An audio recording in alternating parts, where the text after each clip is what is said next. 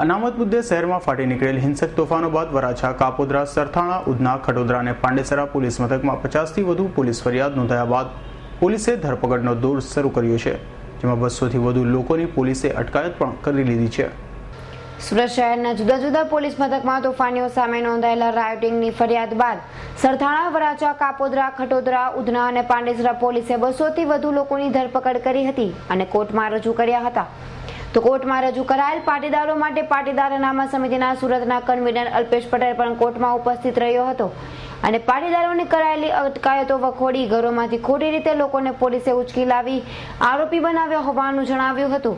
હું મોટા વરાછામાં રહું છું અને બધાય અમારો ગેટ બંધ કરીને બેઠા હતા અને ઘરમાં ટીવી જોઈતા હતા અને દરવાજો બંધ હતો। અચાનક પોલીસ એવી રીતના ગેટની અંદર ઘૂસી ગઈ અને દરવાજાના પેલા લોક હોય ને એ તોડી નાખ્યા અને 3 જણાને ટીવી જોઈતા હતા અને ઘરમાંથી પકડી ગયા। એનો હક નથી અને પોણા 11 દિવસે લઈ ગયેલા છે, ત્યારે કઈ હતું જ નહીં, સવારે શાંત હતું બધું જ। અને મારો 2 વર્ષનો છોકરો હતો, એને પણ દંડાની મારવાની કોશિશ કરી હતી એ લોકોએ, એનો હક નથી। અને બહુ 4 બાઈઓ હતી અને બહુ ખરાબ ગાળો બી બોલેલા છે અમારી પર। એટલે શું આ કોનો ગુસ્સો કાઢી રહ્યા હતા પોલીસ, શું કહો છો? એ તો કઈ રીતના આવે ને, અમે એટલા બધા ગભરાઈ ગયેલા હતા ને તમે કઈ કરી જ ના શક્યા અને એ લોકો અચાનક જ આવીને મારીને પકડીને ઢહડીને લઈ ગયેલા છે, શર્ટ બી ફાડી કાઢેલા છે એ લોકોના। એટલે પોલીસે દમનગીરી કરી? હા, પોલીસે કરી। 6 થી 7 જણા હતા। જ્યારે કાપોદ્રા, સરથાણા વિસ્તારમાં સૌથી વધુ તોફાનો થયા હોય ત્યાંના પણ અનેક પાટીદારોની પોલીસે અટકાયત કરતા તેઓના માતા પિતા પણ કોર્ટમાં પહોંચ્યા હતા અને પોતાના બાળકોને ખોટી રીતે ઘરમાં ઊંઘતી વખતે ઉચકી લેવાયા હોવાનો આક્ષેપ કર્યો હતો।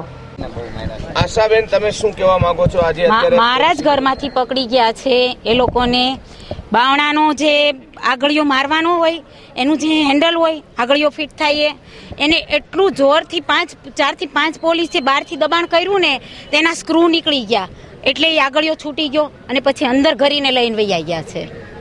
બીજું કઈ નુકસાન કરેલું છે? ના, બીજું ઘરમાં કઈ નથી નુકસાન કર્યું। અમારા આદમીની કોઈ ધમાલાઈ નથી કરી, એ લોકોને પકડ્યા એટલે આદમી શાંતિથી વૈયા ગયા છે, એની સાથે એને કોઈ હાથાપાઈ નથી કરી।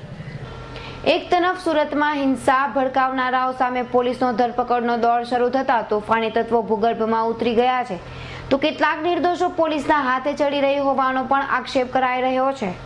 Bureau report, S9 news, Surat.